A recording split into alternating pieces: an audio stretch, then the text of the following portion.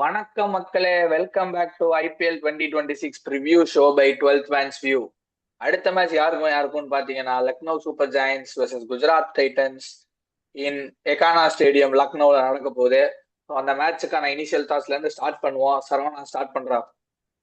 நம்மளுக்கு ஆல்ரெடி எக்கனால ஒரு மேட்ச் நடந்திருக்கு. அது ஒன்றும் பெரிய ஸ்கோர் இல்லை. இந்த மேட்சும் அதே மாதிரி தான், லோ ஸ்கோரிங் கேமாக தான் இருக்கும். லோ ஸ்கோரிங் த்ரில்லராக தான் இருக்கும்னு சொல்லலாம் கேமுங்கிறத.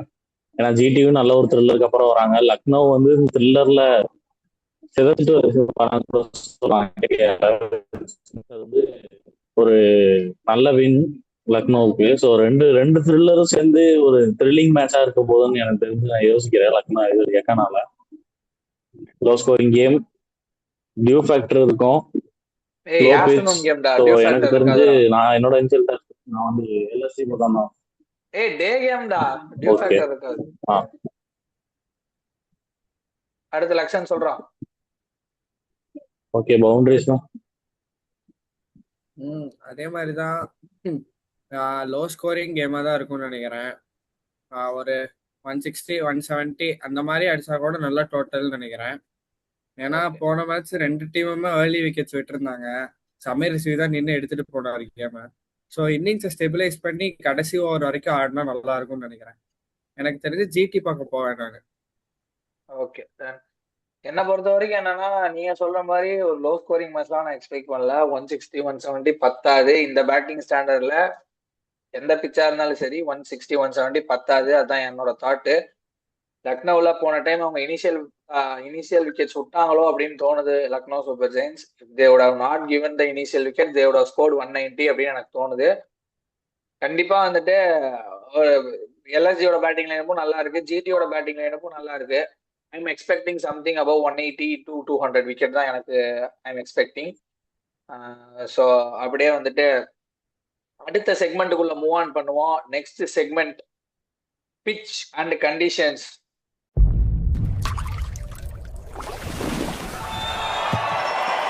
லக்னோவில் எப்படி இருக்க போகுது, எப்படி இருக்க வாய்ப்பு இருக்கு? போன மேட்ச் மாதிரியே லோ ஸ்கோரிங்கா இருக்குமா? அப்படியே கொஞ்சம் சொல்லுங்க, டக்குன்னு முடிங்க. சேசிங் லக்னோல பிச்சை பொறுத்த வரைக்கும் ஒன்றும் பெருசா இல்ல, ஸ்லோ பிச் தான் முன்னாடி பேசின மாதிரியே. அதே மாதிரி நிறைய டீம் டாஸ் வின் பண்ணி சேசிங் தான் ப்ரிஃபர் பண்றாங்க. வேற டேகாமா இருந்தாலும் சரி, இது நிக்கியமா இருந்தாலும் சரி, நிறைய டைம் டாஸ் வின் பண்ணி சேசிங் தான் ப்ரிஃபர் பண்றாங்க. அதே மாதிரி பிச் பிஹேவியர் வந்து ஸ்டார்ட்ல சி மூவ்மெண்ட் இருக்கு. இது வந்து பேட்டர்ஸ் பேரடைஸ் எல்லாம் சொல்ல முடியாது. ஸ்டார்ட்ல சி மூவ்மெண்ட் இருக்கு. மிடில் ஓவர்ஸ்ல கொஞ்சம் பார்த்து ஆடணும் பிச்சை. இல்லைன்னா பிச்சு நம்மளே வச்சு செஞ்சுட்டு போயிடும் அது பாட்டுக்கு நீட்டா. ஸ்பின்னர்ஸ், குவாலிட்டி ஸ்பின்னர்ஸ் இருந்தா உங்க ஸ்பின்னர் வந்து உங்க குவாலிட்டி ஸ்பின்னர்ஸ் வந்து விளையாடலாம் அந்த மாதிரி பிச்சில் எல்லாம். ஸோ இதுதான் என்னைய பொறுத்த வரைக்கும் அதோட பிச் கண்டிஷன். சொல்றான். அதே மாதிரிதான் பிச்சு வந்து ஸ்லோவா தான் இருக்க போகுது. ஆனா ஸ்டார்டிங்ல நல்லா ஸ்விங் கிடைக்குது பவுலர்ஸ்க்கு.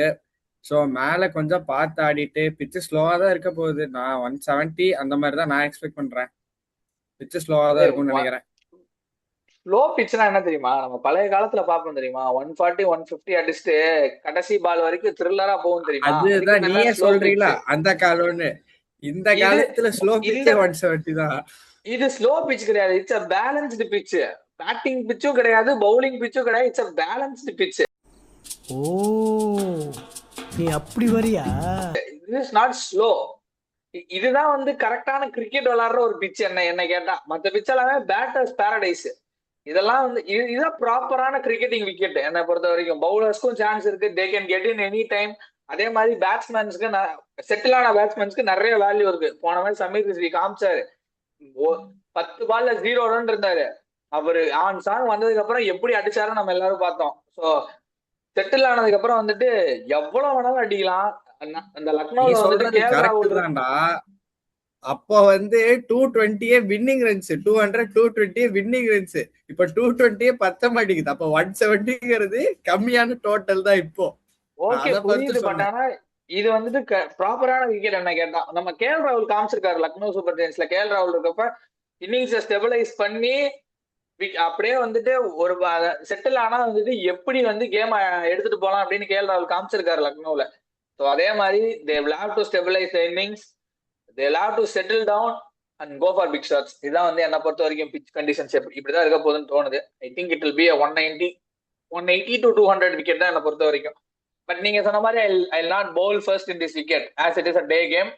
I'll win the toss, bat first, put 190 to 200 on board and I'm there in the game. அதான் வந்துட்டு எனக்கு தோணுது. ஸோ நெக்ஸ்ட் அப்படியே வந்துட்டு அடுத்த செக்மெண்ட்டுக்கு போவோம். Playing 11 changes.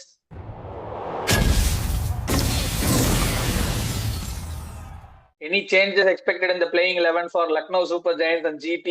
What are your expectations? அப்படியே கொஞ்சம் சொல்லுங்க.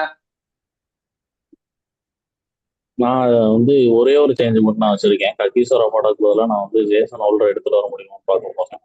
ஏன்னா அவங்க பேட்டிங் டெப்த்தை இன்க்ரீஸ் பண்றதுக்காக குஜராத் டைட்டன்ஸ்ல பேட்டிங் டெப்த்தை இன்க்ரீஸ் பண்றதுக்காக நான் ககிசோர் ரபாடாக்கு பதிலாக ஜேசன் ஹோல்டர் எடுத்துட்டு வர போறேன்.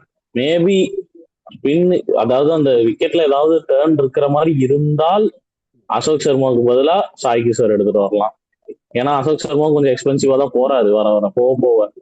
ஓகே, புரியுது. Totally understandable. எல்எஸ்ஜி டீம்ல எல்எஸ்ஜி 4 ஃபார்மர்ஸ் தான் ஆடிட்டு இருக்காங்க. சோ எல்எஸ்ஜிக்கு எந்த சேஞ்சும் 3 ஃபாரினர்ஸ் ஆடிட்டு இருக்காங்க. அவங்க 3 ஃபாரினர் தான். அப்ப எனக்கு தெரிஞ்சு நான் மணிமாறன் சித்தார்த்துக்கு பதிலா ஜார்ஜ் லிண்டே ஆடுவேன். மணிமாறன் சித்தார்த் நல்லா தான் போட்டிருக்காரு, நான் இல்லைன்னு சொல்லல. மணிமாறன் சித்தார்த்துக்கு பதிலா நான் ஜார்ஜ் லிண்டே ஆடுவேன். இன்ஸ்டெட் ஆஃப் எக்ஸ்பீரியன்ஸ்க்காக நான் போறேன். Okay, fair enough. அக்ஷன் சொல்றா, உனக்கு சேஞ்சஸ் ஏதாச்சும் பெருசா எந்த சேஞ்சஸும் நடக்காதுன்னு நினைக்கிறேன். ஏன்னா எல்எஸ்சி கண்டினியூஸ் 2 வின்ஸ்ல இருந்து வராங்க. ஜிடி எல்லாமே க்ளோஸா போய் தான், ஐ மீன் போன மேட்சும் க்ளோஸா தான் போச்சு. அது ஜெயிச்சதும் க்ளோஸா போய் தான் ஜெயிச்சாங்க, தோத்ததும் க்ளோஸா போய் தான். எல்லா மேட்சும் க்ளோஸா தான் போகுது. சோ எந்த சேஞ்சஸும் பெருசா நடக்காதுன்னு நினைக்கிறேன். ஓகே, என்ன பொறுத்த வரைக்கும் I'm not expecting they'll not do, but ஆனா if I'm in அந்த டக்அவுட்ல இருந்தேன்னா I'll make 2 changes. என்னன்னா I'll bring Kumar Kushagra in place of Shahrukh Khan. Shahrukh கானுக்கு வந்துட்டு enough of chances கொடுத்தாச்சுன்னு தோணுது. Is not proved. அவரு டோட்டலி ஃபார்ம் அவுட்ல இருக்காரு. I think he needs rest அப்படின்னு தான் எனக்கு தோணுது. பட் நம்ம வந்துட்டு போன வீடியோலயே சொன்ன மாதிரி தான் எஸ்எம்ஏடில அவ்வளோ ஃபார்ம்ல இல்லை. So why taking Shahrukh Khan in place of Kumar Kushagra? I'll play Kumar Kushagra in 4 or 5 maybe. Glenn பிலிப்ஸை கீழே இறக்கிட்டு I'll play Kumar Kushagra. Okay, then அப்புறம் வந்துட்டு சரவணா சொன்ன சேர்ந்து நான் ஒத்துக்கிறேன். I'll bring in Holder in place of Rabada. Rabada போன மேட்ச் நல்லா தான் போட்டாரு. I am not saying no, ஒரு மேட்ச் நல்லா போட்டிருக்காரு. But Jason Holder can give you that batting depth. போன மேட்ச்ல ஜேசன் ஹோல்டர் இருந்திருந்தா 210ன்றது 220 225 போயிருக்கும். 225 போயிருந்தா obviously GT would have won the match easily. அதான் சொல்றேன், கஷ்டப்பட்டு ஜெயிச்சிருக்காம ஈஸியா ஜெயிச்சிருப்பாங்க ஒரு 225 போயிருந்தா. அந்த மேட்சும் நீ நல்லா யோசிப்பாரு, கிட்ட போய் தோத்திருக்க வேண்டிய மேட்ச் அவங்க ஜெயிச்சாங்க எப்படியோ. இல்ல டிசி வந்து மில்லரோட மொமெண்ட் விட்டுட்டாங்க. அது வந்து மில்லரோட லாஸ்.